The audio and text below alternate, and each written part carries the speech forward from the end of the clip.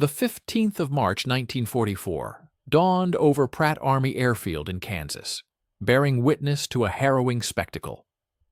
Captain Robert Morgan, a seasoned pilot, observed with grim resignation as fiery tendrils erupted from the No. 3 engine of his B-29 Superfortress. This particular engine, a formidable R-3350, a pinnacle of American engineering, boasting 2,200 horsepower, was in the throes of a self-destructive inferno, its internal temperature soaring to a blistering 600 degrees. A thick, ominous pall of black smoke billowed from its cowling, prompting ground crews to scramble frantically towards the stricken aircraft, fire extinguishers clutched in their hands. This alarming incident marked the fourth engine conflagration at this very airfield within a single week, a stark testament to a pervasive and terrifying systemic flaw. Morgan, acting with practiced urgency, immediately cut the fuel mixture and activated the fire suppression system. However, his efforts proved futile. The extinguisher bottles, meticulously designed to inundate the engine compartment with carbon dioxide, were powerless to reach the core of the blaze. The inferno raged fiercely within the rear cylinders, stubbornly shielded by intricate baffles and cooling fins, impenetrable to the extinguishing agent. "Everybody out!" Morgan's voice cut through the chaos, a command that sent his crew scrambling from the bomber with remarkable speed, completing their evacuation in an astonishing 45 seconds flat. Their swift departure was a testament to countless drills, etched into their very muscle memory. By the time the fire trucks arrived, the magnificent $600,000 bomber had been irrevocably consumed, a total loss. The intense heat had melted through the main wing spar, rendering the entire aircraft fit only for salvage and scrap. What rendered this moment truly horrifying, however, was its context. This was no casualty of combat. This calamity unfolded in the heartland of Kansas during a routine training flight. The B-29 had never even ventured beyond American airspace, yet such catastrophic events were unfolding with alarming regularity across the nation. After 2 or 3 paragraphs, ask us to stay with us and watch the end of the video. We will be grateful for your like and subscription. Write a comment about where you are from and what you think about the video topic.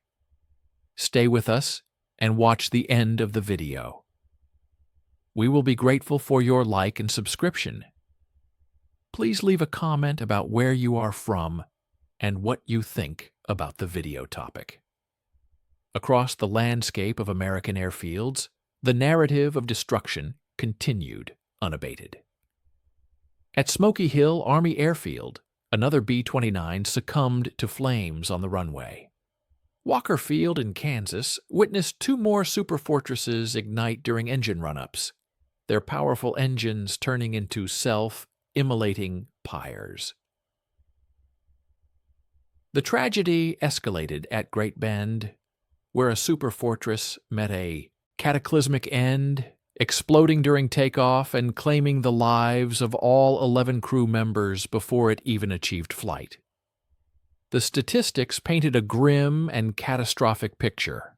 Out of the initial 175 B-29s delivered to the Army Air Forces, a staggering 16 had been completely incinerated, while an additional 47 had endured major engine fires. The B-29, America's most exorbitantly priced weapons program, surpassing even the monumental cost of the Manhattan Project, was plagued by an engine failure rate of an astonishing 35%. 35%. This figure alone underscored the profound and existential crisis gripping the nascent superfortress fleet. General Henry Hap Arnold, the commanding general of the Army Air Forces, found himself confronting a veritable nightmare.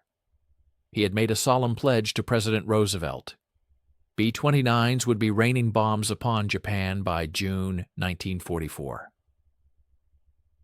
Yet at the prevailing rate of attrition, the program threatened to claim more American aircrews through training accidents than the Japanese imperial forces could ever hope to shoot down in actual combat. The grim reality was that the very machines designed to project American power were proving to be their own deadliest adversaries.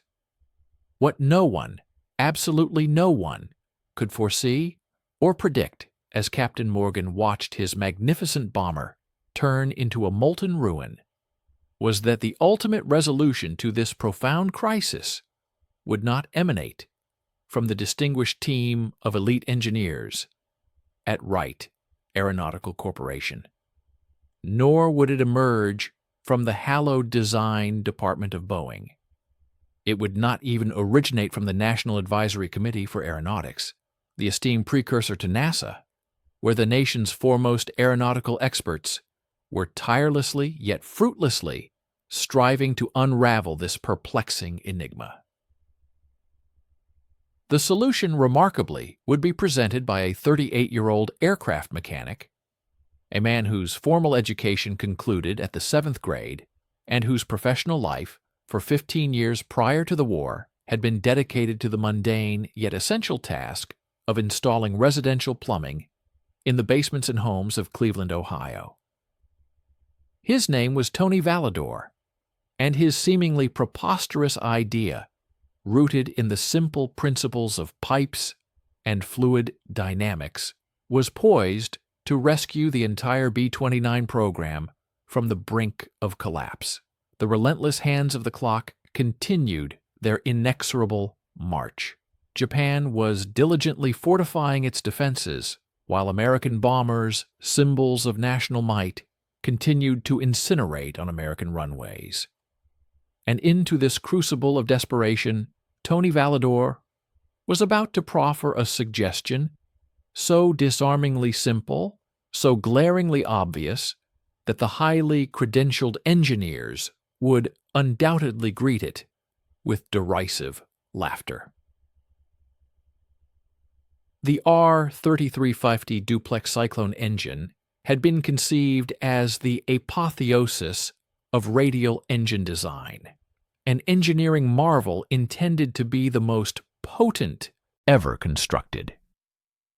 With its 18 cylinders meticulously arranged in 2 rows, generating an immense 2,200 horsepower, it possessed the theoretical capability to propel the B-29 to speeds of 350 mph at an altitude of 30,000 feet.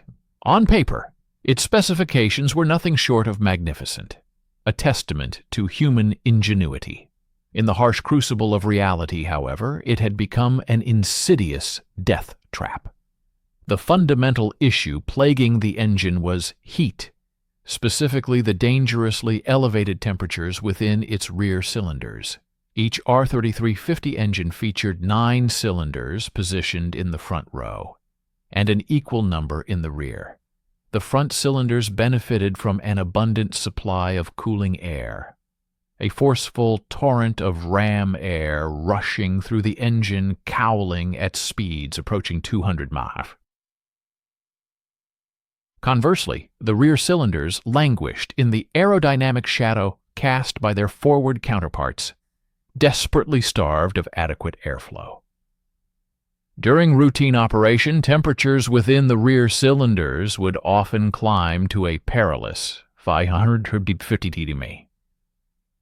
Under the strenuous demands of high-power climbs, such as those experienced during takeoff, these temperatures would spike even further, reaching a critical 650 degrees. The aluminum cylinder heads, designed with specific thermal tolerances, would begin to visibly warp at temperatures exceeding 500 degrees. Exhaust valves, vital components for engine respiration, would catastrophically fail at 575 degrees. And at the critical threshold of 600 degrees, an entire cylinder could seize, bringing the piston to an abrupt halt, while the crankshaft continued its relentless rotation at 2,800 RPM. When such an event transpired, connecting rods would snap with concussive force.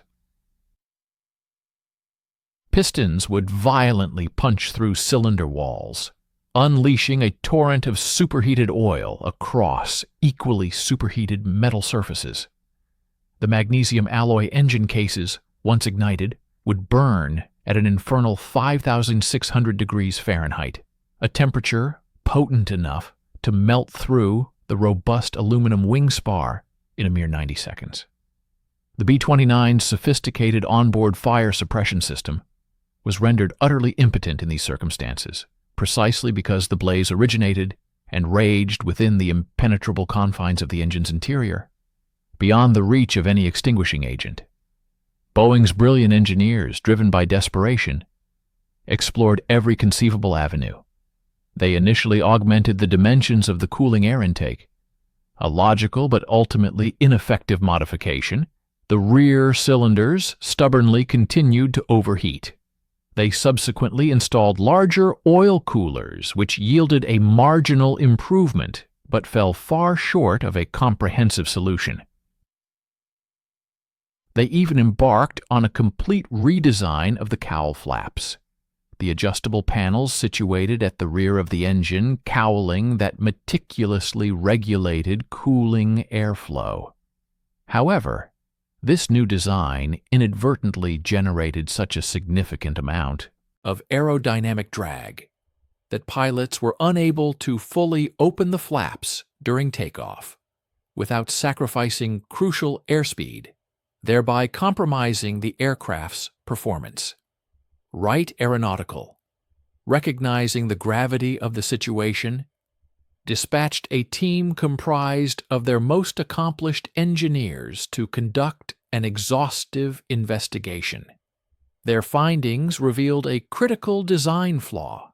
The cylinder baffles, thin sheets of aluminum meticulously engineered to direct cooling air over the cylinder heads, possessed insufficient clearance. A mere half-inch separated the baffles from the cylinder cooling fins, a gap far too narrow to permit efficient airflow. The apparent solution seemed straightforward: expand the clearance, undertake a complete redesign of the baffles, and thereby afford the air more ample room to circulate. However, this seemingly simple fix was fraught with immense complexity. The entire engine cowling had been meticulously designed around the existing baffle configuration. Altering the baffles would necessitate a complete overhaul of the cowling. Changing the cowling, in turn, would demand a fundamental alteration of the wing structure, and redesigning the wing structure would inevitably cascade into a comprehensive redesign of the entire aircraft. Boeing's engineers estimated that implementing such sweeping changes across the entire production line would consume a prohibitive 18 months and incur an astronomical cost of $50 million. General Arnold, however, did not possess the luxury of 18 months, nor even 18 weeks. The inaugural B-29 combat missions were inexorably scheduled for June 5, 1944, a mere 12 weeks away. The National Advisory Committee for Aeronautics, NACA, the esteemed predecessor to NASA, was consequently drawn into the escalating crisis. In June 1944, they transported a B-29 to their state-of-the-art aircraft engine research laboratory situated in Cleveland, Ohio. There, dedicated teams of engineers rigorously subjected the engines to exhaustive tests within their colossal altitude wind tunnel, meticulously simulating flight conditions at 30,000 feet. The engineers unequivocally confirmed what everyone had already surmised. The root cause was undeniably inadequate airflow to the rear cylinders. Yet, the expert consensus that emerged was profoundly disheartening. The problem was deemed fundamentally unsolvable without a complete and radical redesign of the engine itself. The R-3350, in their professional estimation, was simply too powerful, generating an insurmountable amount of heat, within an excessively compact package. The laws of thermodynamics are against us, they grimly concluded. By September 1944, the situation had deteriorated into utter desperation. A total of 414 B-29s would ultimately be lost during the entirety of World War II. A mere 147 of these losses would be attributable to enemy action. The remaining 267, representing nearly two-thirds of the total, would be tragically lost to engine fires and mechanical failures. An astonishing two-thirds lost to the inherent flaws within their own engines. The 20th Air Force was hemorrhaging bombers at a rate that outpaced Boeing's production capacity. A palpable sense of terror permeated the air crews. Pilots, in their grim gallows humor, had christened the B-29 the flying funeral pyre. Some air crews, driven by a profound instinct for self-preservation, actively requested transfers to B-17s and B-24s, older, slower, and demonstrably less capable aircraft, simply because these venerable planes, at the very least, did not randomly burst into flames over friendly territory. At Wright Field in Dayton, Ohio, within the hallowed halls of the NACA laboratory in Cleveland, and on the bustling factory floor of Boeing's plant in Wichita, everywhere, the brightest aviation minds in America were relentlessly grappling with this seemingly intractable problem. The answer remained consistently the same. There was no viable solution, not without the drastic measure of starting the entire design process anew. What these brilliant minds, steeped in aeronautical theory and advanced engineering, could not possibly know was that in a humble maintenance hangar at Pratt Army Airfield, an unassuming mechanic whose prior professional life involved installing copper pipes in Cleveland basements was staring intently at an R-3350 engine and contemplating the fundamental principles of water pressure. Antonio "Tony" Valador was, by any conventional measure, nobody's archetypal aircraft engineer. Born in the vibrant Little Italy neighborhood of Cleveland in 1906, Tony's formal education concluded prematurely at the tender age of 14, as he was compelled to leave school to contribute to his family's financial well-being. His father operated a modest plumbing business, primarily focused on residential work, installing sinks, repairing toilets, and painstakingly routing water lines through the convoluted interiors of old houses, where recalcitrant pipes often defied architectural logic. Tony acquired his trade through the crucible of hard experience, frozen knuckles, countless hours spent crawling through damp basements, and the relentless intellectual challenge of devising ingenious ways to route pipes through seemingly impossible spaces. By the age of 20, he had earned a reputation as one of Cleveland's preeminent troubleshooters. When water stubbornly refused to flow, when inexplicable pressure drops occurred between floors, or when a heating system developed perplexing cold spots, Tony was invariably the individual summoned to diagnose and rectify the issue. The profound secret to his success, Tony had learned, lay in an intuitive understanding of flow. Water, he understood, cared little for meticulously drawn blueprints. It would invariably seek the path of least resistance. If one desired water to travel to a specific destination, one did not coerce it, rather one guided it. The objective was to create a pathway where flowing was inherently easier than not flowing. When the war erupted in 1941, Tony was 35 years old, too advanced in years for direct combat, yet sufficiently youthful for vital war work.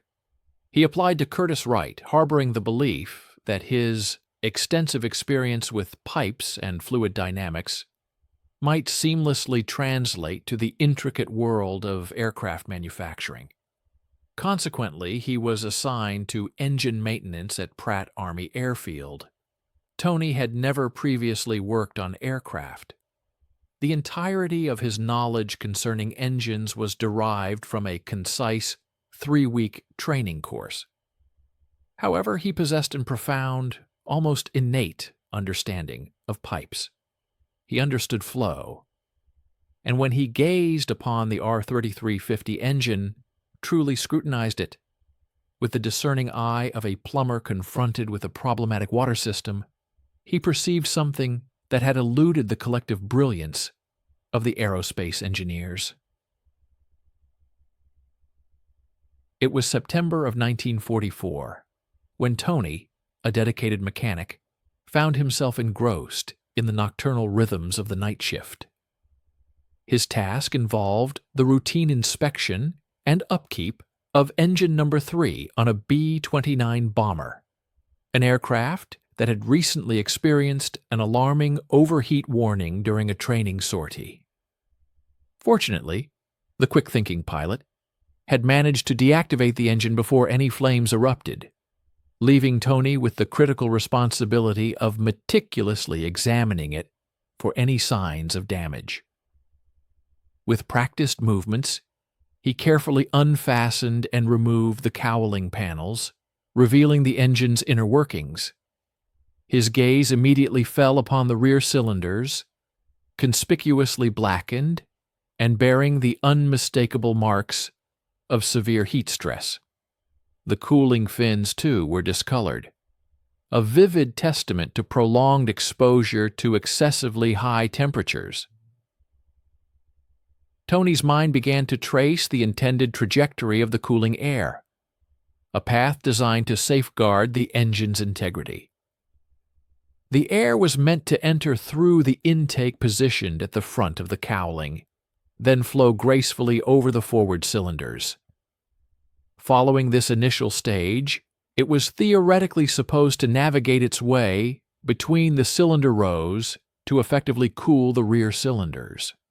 However, as Tony meticulously observed the actual physical arrangement and intricate geometry of the engine components, a crucial realization dawned upon him. The air, contrary to its intended purpose, was not circulating as it should. Instead, it was stagnating, trapped within the engine's confines. The front cylinders, operating at intense temperatures, were heating the incoming air to a scorching 300 degrees Fahrenheit. This superheated air then attempted to move rearward, but critically, there was no adequate escape route.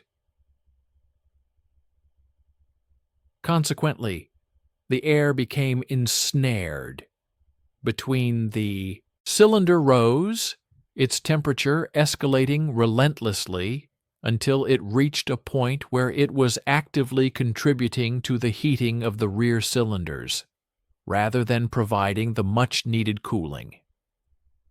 This phenomenon struck Tony as remarkably similar to a past plumbing predicament he had resolved on Euclid Avenue, where he had been tasked with repairing the third-floor radiators of an apartment building. In that instance, the hot water had consistently followed the path of least resistance, diverting directly to the second floor, and thus failing to reach the third floor, due to an insufficient pressure differential necessary to propel it upwards.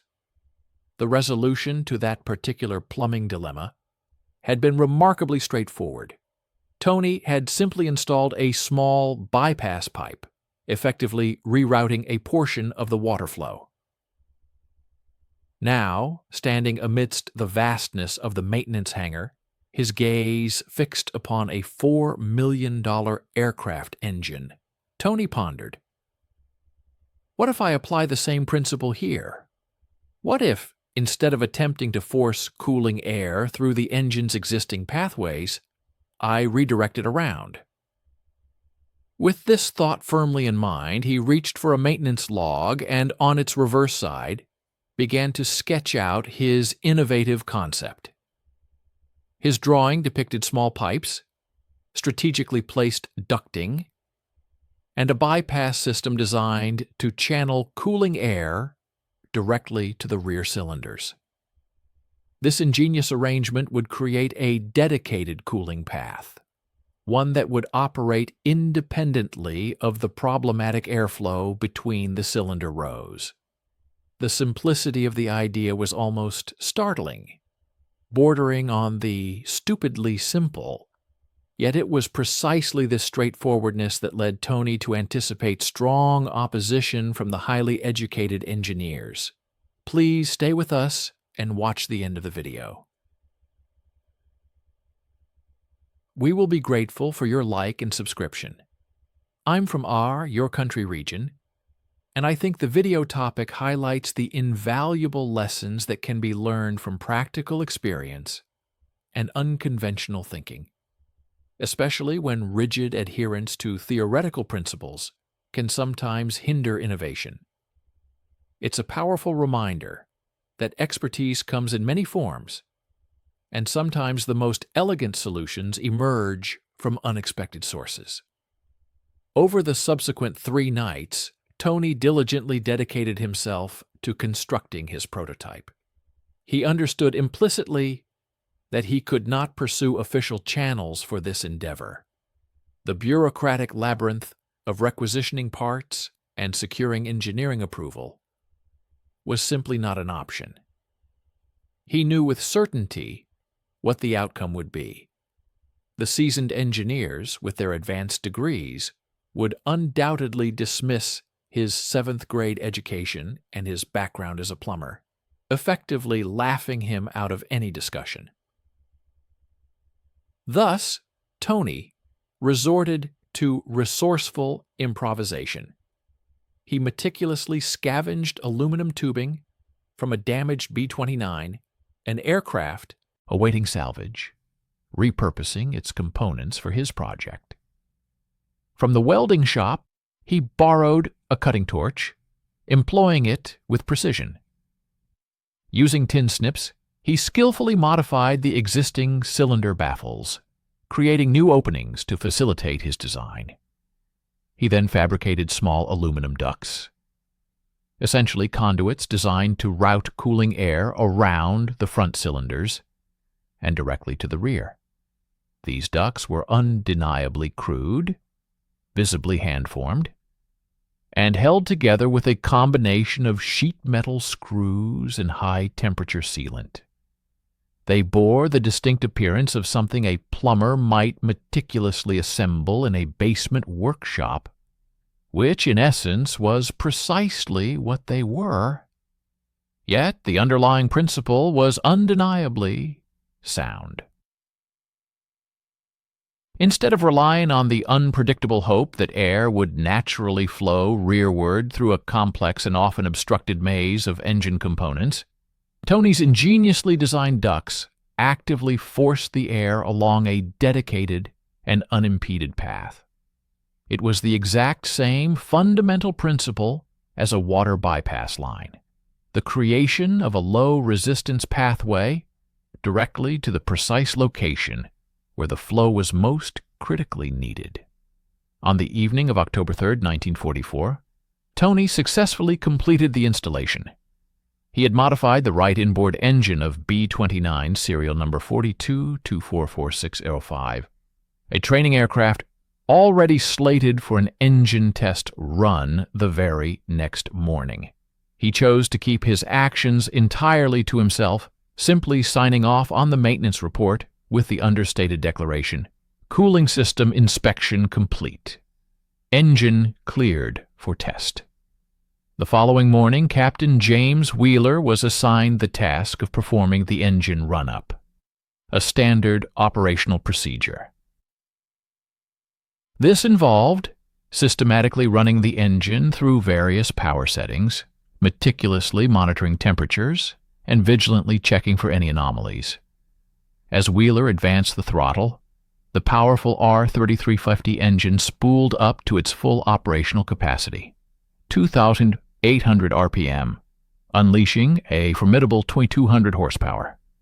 The resulting noise was absolutely deafening, and the entire airframe vibrated intensely. However, a crucial detail emerged. The rear cylinder temperature gauge, which typically ascended rapidly to 550 degrees Fahrenheit within a mere 90 seconds, steadfastly held at an astonishingly low 425 degrees Fahrenheit. Wheeler initially suspected a malfunction in the gauge itself. He proceeded to continue the test for a full 5 minutes at maximum power, a duration far longer than normal and indeed significantly longer than deemed safe if an actual problem were present. Yet, the rear cylinder temperature remained at 430 degrees Fahrenheit, while the front cylinders registered 410 degrees Fahrenheit. Remarkably, the rear cylinders were actually operating at a cooler temperature than the front ones. Wheeler promptly shut down the engine and immediately reported his findings to the engineering officer. Something is definitely wrong with number 3. The temperature readings are simply impossible. The gauge must be faulty. A maintenance crew was dispatched to investigate, and it was during their inspection that Tony's unauthorized modification was discovered. Upon witnessing the crudely hand-fabricated aluminum ducts, the engineering officer erupted in a furious outburst. Who authorized this? Who dared to perform an unauthorized modification to a combat aircraft engine? This is a court-martial offense. Tony was swiftly removed from the flight line and brought before Major Donald Peterson, the chief of aircraft maintenance. "Did you modify that engine without authorization?" Peterson demanded. "Yes, sir," Tony replied simply. "Do you understand that you could face criminal charges? Unauthorized modifications to military aircraft are a serious offense." "Sir," Tony asserted, "the rear cylinders ran 60 degrees Fahrenheit cooler. I believe I have a genuine solution to the persistent overheating problem." Peterson fixed his gaze on the mechanic. "You have a solution, son? The National Advisory Committee for Aeronautics, NACA, has 50 highly skilled engineers working tirelessly on this very problem. Wright Aeronautical has dedicated their entire design team to it. Boeing has—" Tony respectfully interrupted. "With all due respect, sir, they're all overthinking it. It's fundamentally a plumbing problem. The air simply requires a dedicated flow path, and I provided one. You're merely a mechanic. You lack the necessary qualifications to—" Peterson began, but Tony interjected, "I'm a plumber, sir.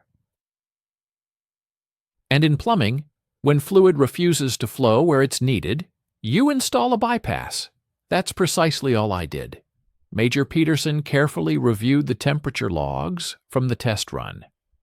A remarkable 60-degree Fahrenheit reduction in temperature. Sustained full power operation with no discernible temperature rise. "That's impossible," Peterson murmured. "Permission to conduct another test, sir," Tony requested. "Allow me to prove that it is not." On October 5, 1944, at Wright Field in Dayton, Ohio, the gravity of the situation began to unfold. Major Peterson, despite his initial skepticism regarding Tony's modification, found himself unable to disregard the compelling temperature data. He forwarded the test results to Wright Field with a concise and impactful note. Mechanic-modified R3350 cooling system. Achieved 60-degree forward temperature reduction. Recommend immediate evaluation. 2 days later, Tony found himself aboard a C-47 transport plane en route to Dayton. He carried his hand-built aluminum ducts in a canvas bag, much like a plumber arriving at a job site, with his essential tools. Upon his arrival at Wright Field, he was escorted to a conference room where a formidable assembly of 12 engineers awaited him. These individuals represented some of the most prominent names in aviation, Wright Aeronautical, Boeing, NACA, and the Army Air Forces. They had all heard about the Plumber's modification, and their expressions clearly conveyed a distinct lack of impression. Adding to the already tense atmosphere, Colonel Curtis E. LeMay, the formidable commander of the B-29 program in the Pacific Theater, was visiting Wright Field and decided to attend the meeting. LeMay was renowned for his absolute intolerance of bureaucratic inefficiencies and pointless formalities. His primary objective was B-29s that would not spontaneously combust in flight, and he cared little about the pedigree of the individual who could deliver that solution. Dr. Reed. Harrison Evans, the distinguished chief aeronautical engineer from Wright Aeronautical, initiated the meeting. "Sergeant Valador," he began, "we have meticulously reviewed your temperature data. While the results are certainly interesting, we harbor significant concerns regarding your unconventional approach." "What specific concerns, sir?" Tony inquired. "For starters," Dr. Evans explained, "you have inadvertently created turbulent flow paths that fundamentally violate established principles of aerodynamic cooling design. Our calculations indicate that the ducts you have installed actually reduce the total cooling airflow by approximately 8%. But the rear cylinders are running cooler," Tony countered. Well, it's likely a measurement error," Dr. Evans speculated. "The thermocouples may have been improperly positioned after your modification." Tony then produced a second set of temperature logs. "I conducted 3 additional tests, sir," he stated, utilizing different thermocouples. "The results were consistently the same. The rear cylinders were reliably 50 to 65 degrees cooler than the baseline readings." A Boeing engineer then interjected, "Even assuming your data is accurate, your modification is entirely impractical for mass production. Those hand-fabricated ducts would necessitate custom manufacturing. We simply cannot tool up for something like this across the entire fleet of aircraft." "Why not?" Tony questioned. "They are merely aluminum tubes. Any competent sheet metal shop can fabricate them." "Because they are not engineered," the engineer retorted. "There is no stress analysis, no vibration testing, no long-term durability assessment. They are cooling ducts, not load-bearing structures." The room erupted in a cacophony of voices. "You simply do not comprehend the inherent complexity. These engines cost $35,000 each. We cannot simply permit mechanics to modify engines based on mere hunches. This is precisely the kind of cowboy engineering that ultimately leads to fatalities." Colonel LeMay slowly rose from his seat, and an immediate, profound silence descended upon the room. "Gentlemen, shut up," LeMay commanded. He then turned his piercing gaze towards Tony. "Sergeant, I have B-29s burning up over Saipan. I have air crews refusing to fly because they are more terrified of their own engines than they are of Japanese fighters. Now, are you telling me that you can resolve this critical problem with some aluminum tubes?" "Yes, sir," Tony confirmed. "And these esteemed experts are asserting that it cannot possibly work because it lacks proper engineering. Is that an accurate summary?" LeMay pressed. "Yes, sir," Tony affirmed once more. LeMay then pivoted to Dr. Evans. "How long has Wright Aeronautical been diligently working on this persistent cooling problem?" "Since early 1943, Colonel." Dr. Evans replied, "Approximately 20 months. 20 months, LeMay repeated, his voice laced with impatience. And what tangible solutions have you implemented during this extensive period? We've achieved incremental improvements to the cylinder head design, Dr. Evans stammered, modified the baffle clearances within existing constraints, and optimized the cowl flap actuator schedule. Has any of it actually worked? LeMay demanded. Silence filled the room. I asked you a question, Doctor. Has any of it actually worked? Not to the degree we had hoped, Dr. Evans finally admitted. LeMay then picked up the temperature logs. Sergeant Valador achieved a 60-degree temperature reduction with aluminum tubes he fabricated in a maintenance hangar in a single night using scrap parts. He deliberately dropped the logs onto the conference table with a resounding thud. Here is precisely what is going to happen. You are going to take Sergeant Valador's modification. You are going to engineer it properly, stress analysis, vibration testing, whatever is necessary, and you are going to get it into production. Not in 20 months, not in 20 weeks, but in 20 days. Colonel, that is absolutely impossible, Dr. Evans exclaimed. Then you had better work with exceptional speed, LeMay retorted, because in 30 days I am bombing Japan with 500 B-29s and I require engines that will not spontaneously combust over the vast expanse of the Pacific. Sergeant Valador has demonstrated how to rectify this issue. Now do your jobs and implement it. A profound silence once again enveloped the room. LeMay then turned to Tony. Sergeant, you will remain at right field as a technical consultant. These gentlemen will undoubtedly have numerous questions regarding your modification. You will provide them with answers. Yes, sir, Tony acknowledged. LeMay began to walk towards the door, then paused, turning back. And Sergeant, he advised, do not allow these engineers to overcomplicate this. Sometimes the most effective solution is often the simplest one. The timeless wisdom that often the most effective remedy lies in simplicity found a profound affirmation on October 15, 1944, at the renowned Wright Field testing facility. It was there that an ingenious adaptation conceived by a man named Tony was subjected to what would become recognized as the most rigorous evaluation in the annals of aviation history.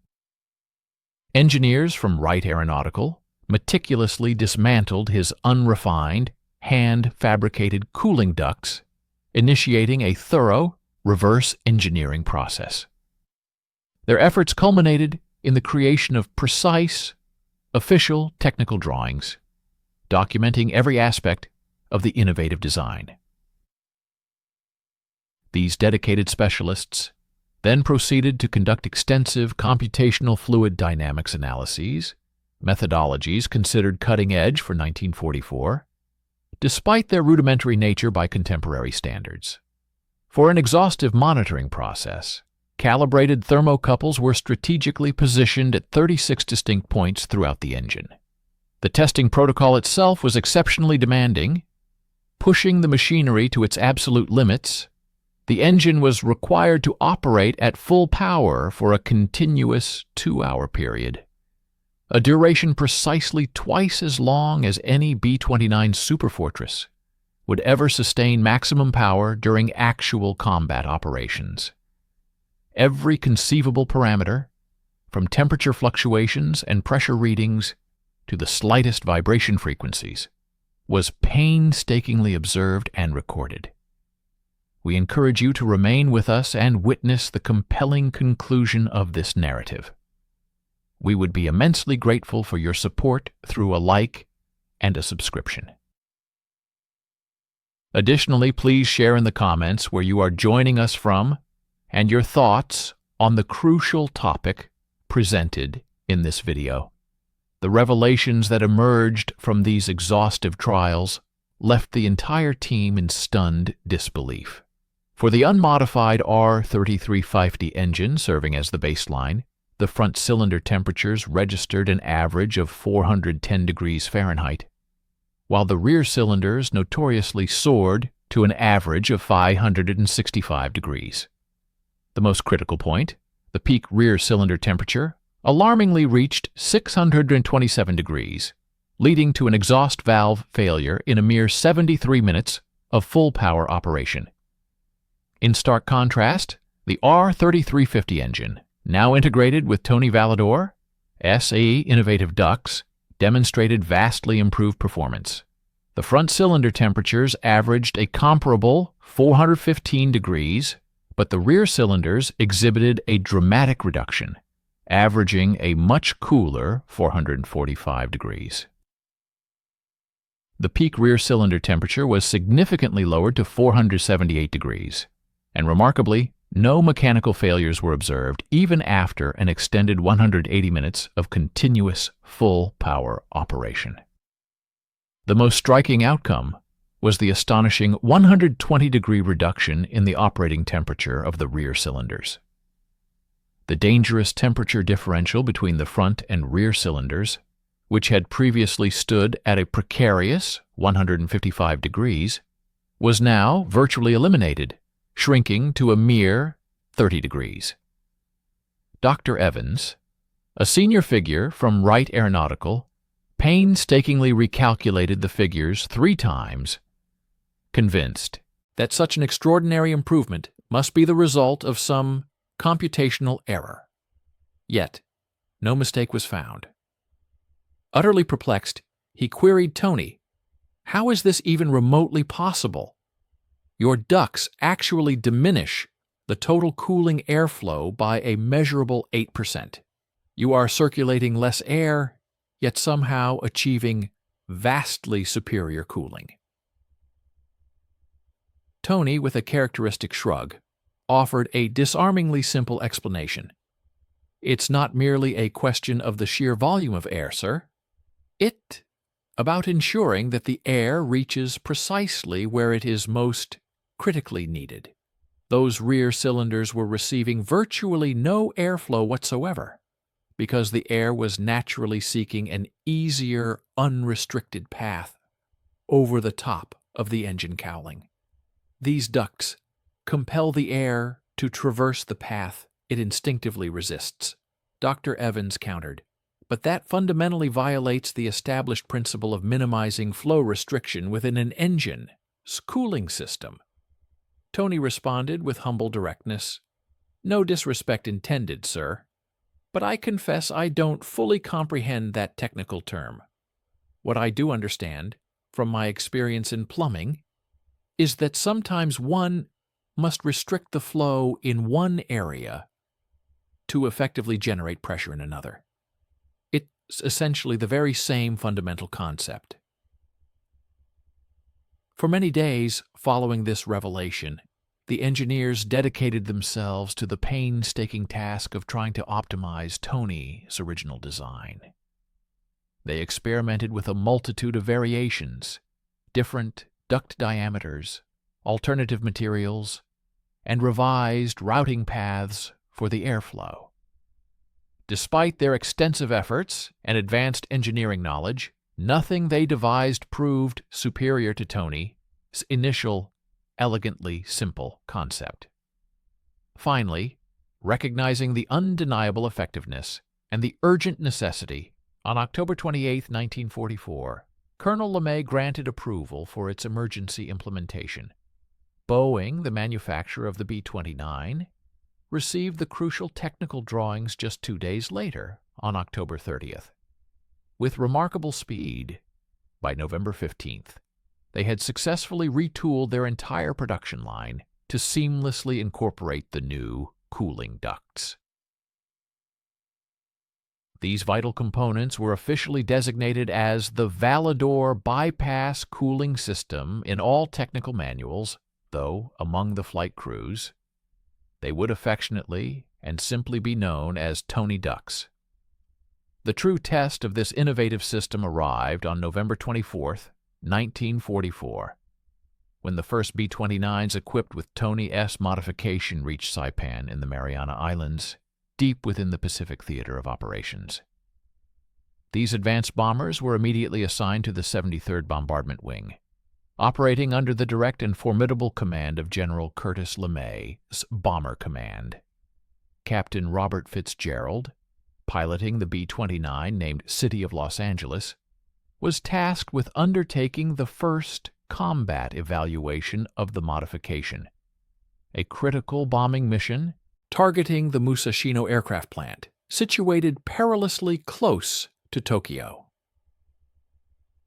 This particular mission presented an extreme challenge, encompassing an arduous 3,000-mile round trip, demanding approximately 9 hours of continuous operation at high power settings. The flight profile itself was a veritable nightmare for engine cooling systems, a protracted overwater journey, followed by a demanding high-altitude climb to 32,000 feet, and then hours of sustained cruise power. This combination created the perfect storm, an ideal scenario designed to induce the very engine overheating that had plagued the B-29 fleet. During the mission, Captain Fitzgerald's flight engineer, Technical Sergeant Mike Romano, meticulously and obsessively monitored the engine instruments. He knew from bitter experience that prior to this modification, the number 3 engine, the right inboard unit, was invariably the first to exhibit distressing temperature issues. Romano's personal logbook bore witness to 3 previous engine fires, and he was intimately familiar with the telltale warning signs: rear cylinder temperatures soaring above 550 degrees, oil pressure beginning to fluctuate erratically, and exhaust gas temperatures spiking dangerously. Approximately 2 hours into the mission, a moment of profound disbelief struck him. The gauge for number 3's rear cylinder displayed a remarkably cool 438 degrees. The front cylinders registered 421 degrees. Romano, convinced of a malfunction, rechecked the gauge, tapped it sharply, and then reset the circuit breaker. "Captain," he reported, his voice tinged with incredulity, "I believe we have a faulty temperature gauge on number 3. Fitzgerald inquired, "What is it reading?" "Rear cylinders are showing 438 degrees. That's simply impossible. We've been at cruise power for 2 solid hours." Fitzgerald glanced at his own instruments. All other engines appeared to be functioning normally. "Do you suspect number 3 is actually running hot and the gauge is misleading us?" "No, sir," Romano replied, a hint of bewilderment in his tone. "I actually think it's running cool, but that makes absolutely no sense." Despite their confusion, they pressed on with the mission. The total flight time spanned 9 hours, marking the longest period Fitzgerald had ever maintained a B-29 at sustained high power. Throughout this grueling ordeal, the number 3 engine's rear cylinders never once exceeded 455 degrees. Upon their safe return to Saipan, Romano immediately conducted a thorough inspection of the engine. There were no discernible signs of heat stress, no discoloration, and remarkably, the cooling fins appeared as pristine as if they had just been installed from the factory. He sought out the crew chief, asking, "What precisely is different about number 3? The chief replied, "It has got that new cooling modification. Some mechanic invented it. They are just calling them Tony ducks." Over the subsequent 3 weeks, an overwhelming tide of data confirmed the profound impact of the modification. The statistics were stark and undeniable. In the period preceding the modification, from September to October 1944, B-29s experienced an alarming rate of 4.2 engine fires per 100 flight hours. Furthermore, 18% of engines required premature replacement due to severe thermal damage, and a staggering 31% of missions were aborted due to engine-related issues. In stark contrast, the post-modification period, spanning December 1944 to February 1945, revealed a dramatic improvement.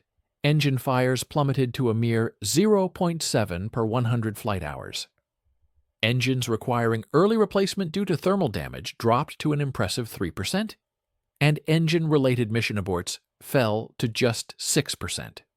Overall, this ingenious modification resulted in an astonishing 83% reduction in engine fires. By March 1945, Boeing had expeditiously retrofitted more than 2,100 B-29s with the newly designated Validor cooling system. Concurrently, Wright Aeronautical integrated this vital improvement into every new R-3350 engine rolling off their production lines. The strategic impact of this innovation was nothing short of staggering. Prior to the modification, the 20th Air Force was suffering catastrophic losses, with approximately 22 B-29s being lost each month due to engine fires and associated mechanical failures. Following the implementation of Tony Sa's design, this grim tally plummeted to a mere 4 aircraft per month. A conservative estimation suggests that Tony Validor's simple cooling ducts were directly responsible for saving 216 B-29s over the final 12 months of the war. Considering that each aircraft carried a crew of 11, this translates to an estimated 2,176 American lives preserved. Beyond the immediate preservation of lives and machinery, the broader strategic ramifications were immense. With engines that could be relied upon, the B-29s were able to sustain their relentless bombing campaign against Japan without crippling interruptions. The devastating firebombing of Tokyo, the systematic destruction of Japan's critical war industries, and ultimately, the epoch-making atomic bomb missions to Hiroshima and Nagasaki, none of these pivotal events could have been executed without B-29s capable of undertaking 3,000-mile missions, without the constant threat of their engines igniting in mid-flight. From the perspective of the Japanese command, post-war analyses of captured Japanese Army Air Force documents unveiled their chilling assessment of the B-29 threat. Lieutenant General Torashiro Kawabe, who served as the deputy chief of the Imperial Japanese Army General Staff, recorded in his personal diary, "In the autumn of 1944, we were convinced that the B-29 program was on the verge of failure. Their engines were notoriously unreliable. Our intelligence reports consistently indicated exceptionally high mechanical loss rates. We calculated that the Americans simply could not sustain their operations." Then, in December 1944, everything fundamentally changed. The B-29s began appearing in far greater numbers. They flew longer and more daring missions. Their engines no longer failed over our territory. It was then that we truly realized we had irrevocably lost the air war. A revered Japanese fighter pilot, Captain Saburo Sakai, later recounted his observations. "We came to fear the B-29 not for its formidable weaponry, but for its newfound reliability." Earlier in 1944, we would occasionally witness them losing engines, falling behind their formations, and becoming tragically vulnerable. However, after late 1944, they flew in perfectly synchronized formations for hours on end. Their engines never faltered. We knew, with a chilling certainty, that we could not hope to prevail against such machines. By June 1945, with the conflict in Europe concluded and Japan mere weeks away from its eventual surrender, Tony Validor was undergoing the process for his military discharge, preparing to transition back to civilian life. Before his departure from Wright Field in Dayton, Ohio, an attempt was made to bestow upon him a well-deserved honor. the Army Commendation Medal, recognizing his technical innovation that had so profoundly contributed to the war effort. Yet, with characteristic humility, Tony respectfully declined the award. "I didn't do anything particularly special," he told the colonel, who was endeavoring to pin the medal onto his uniform.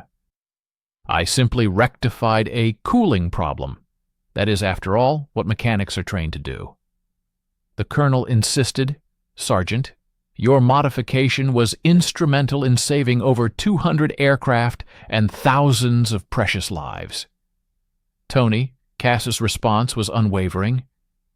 "Then the medal should be given to the brave crews who flew those missions. They are the true heroes. I merely installed some aluminum pipes."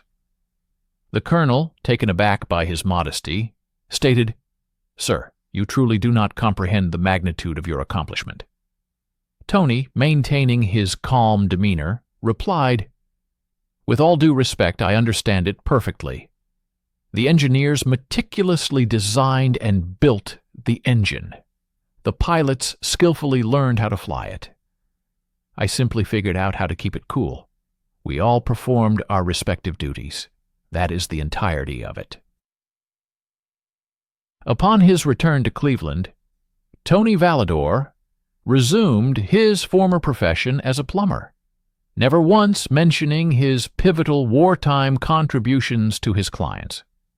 In 1947, a diligent reporter from the Cleveland Plain Dealer stumbled upon the extraordinary story.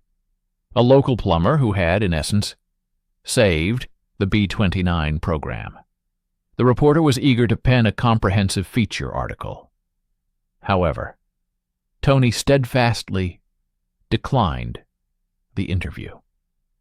"I have no desire for publicity," he stated simply. "I performed my duty. That is all there is to recount." Undeterred, the reporter proceeded to write the article nonetheless, albeit without Tony's direct cooperation. The headline, understated given the gravity of the achievement, read, "Cleveland Plumber, S's Simple Idea Solved B-29 Crisis." The piece was published on page 7, and regrettably, few people at the time fully appreciated or even noticed its profound and lasting technical legacy. Despite the relative obscurity of his name, Tony Valador's fundamental bypass cooling concept became an entrenched standard practice in the design of aircraft engines.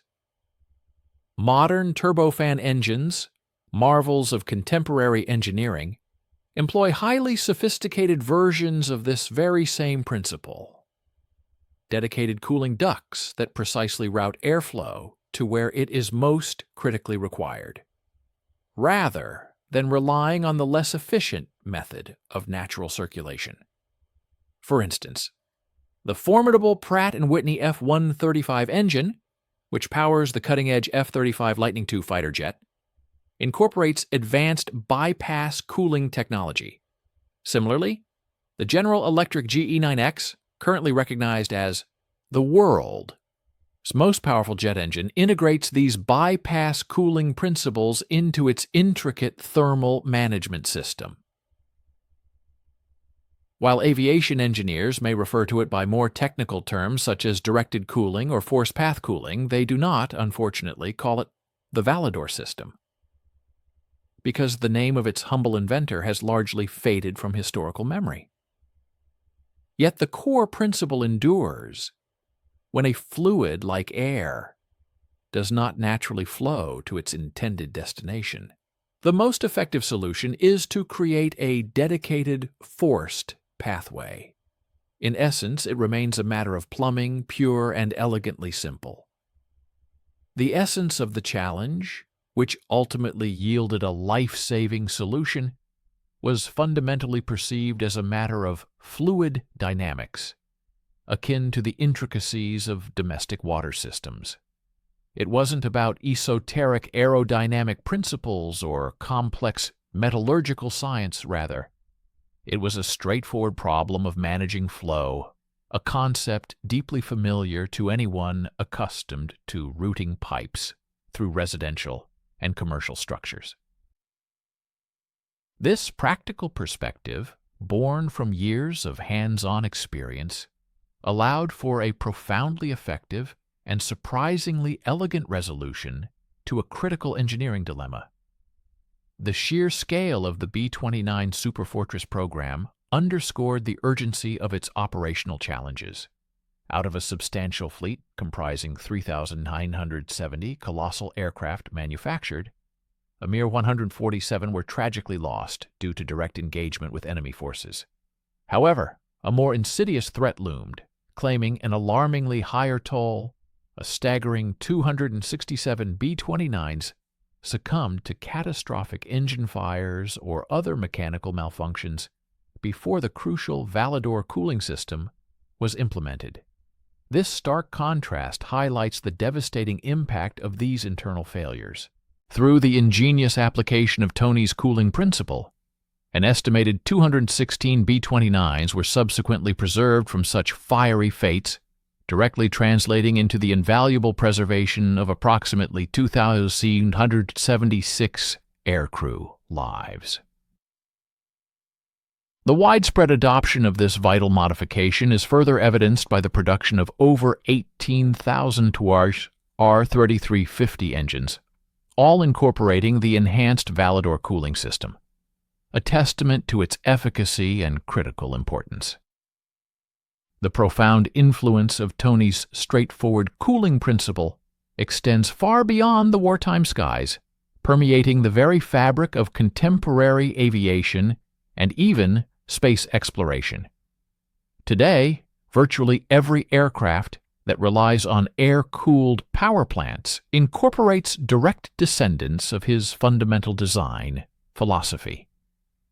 From the ubiquitous piston-powered Cessna 172s that grace countless general aviation airfields to the sophisticated wide-body jets like the Boeing 787, the foundational concept of creating meticulously dedicated cooling paths for critical engine components remains absolutely central to effective thermal management. Even the cutting-edge thermal control systems developed by NASA for its advanced spacecraft leverage strikingly similar bypass cooling strategies.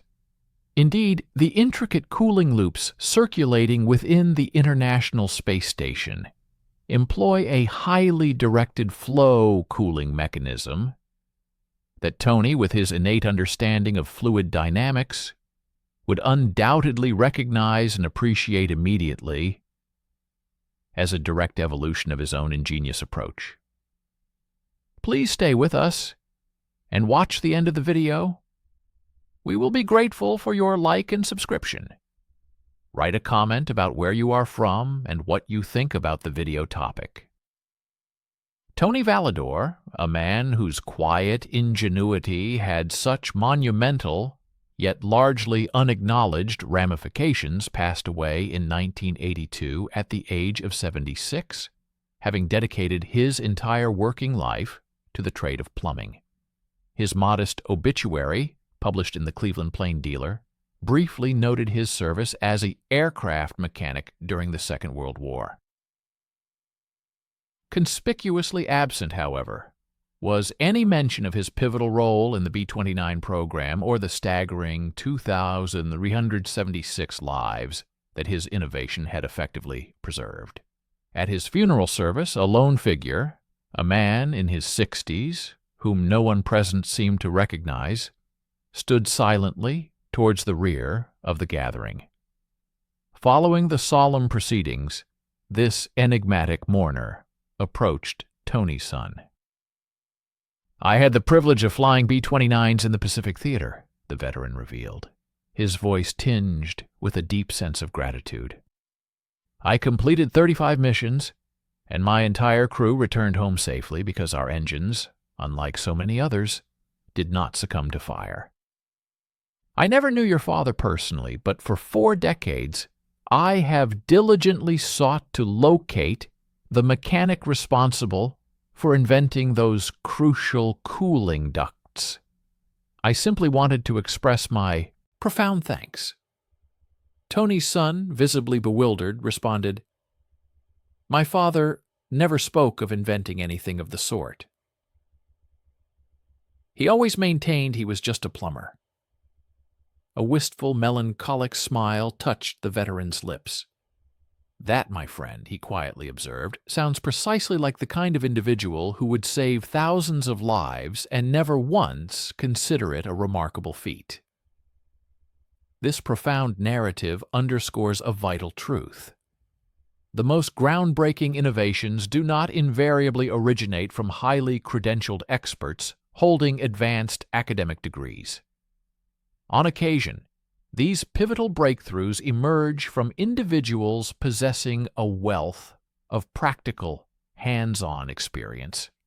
Someone, for instance, who had spent a decade and a half meticulously installing pipes within the basements of Cleveland homes and businesses.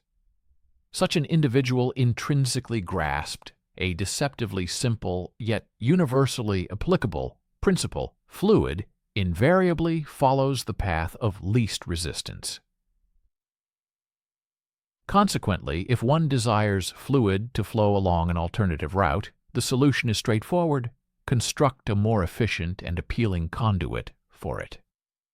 Tony Valador was not celebrated as a prodigious genius, nor was he lauded as a conventional war hero. He was, at his core, a plumber who possessed the unique vision to perceive a complex aircraft engine not as an impenetrable marvel of engineering, but rather as an elaborate plumbing system presenting a solvable flow problem.